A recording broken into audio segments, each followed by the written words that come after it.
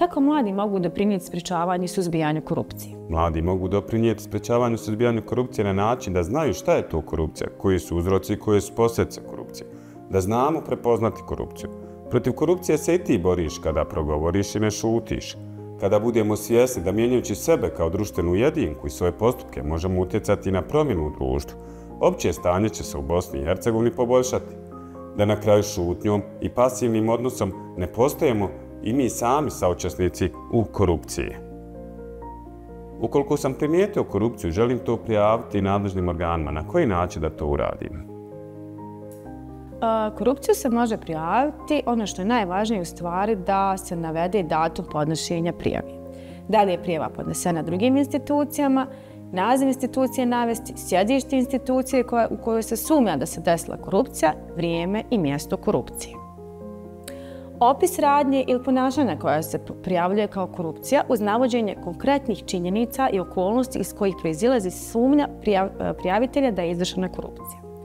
Ime i prezime osobe i pozicija osobe za koju se sumnja da je izvršila korupciju ukoliko raspolažeš ovim informacijama. Informacije o dokazima koji ukazuju na prijavljeni događaj i gdje se ti dokazi nalaze, kao i drugim licima koje mogu potvrditi navode iz prijave ukoliko raspolažeš ovim informacijama.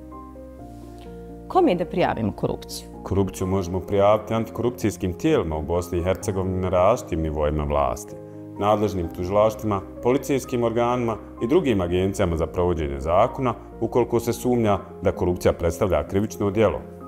Dalje možemo prijaviti nadležnim inspekcijskim organima koji mogu imati značajno ovlaštenje u otkrivanju i utvrđivanju korupcije i drugih nepravilnosti u radu, ali također i internu instituciju u kojoj se sumnja da se korupcija desila ili instituciji koja vrši nadzor ili ima regulatornu ulogu nad institucijom u kojoj se korupcija i desila. Putem kojih komunikacijskih kanala i na koji način se može podnijeti prijava za korupciju? Prijava korupcije se može podnijeti usmenim ili pismenim putem i to na sljedeći način. Usmenim putem. Ličnim dolaskom u instituciju nadležnu za postupanje sa prijavama korupcije ili telefonskim putem.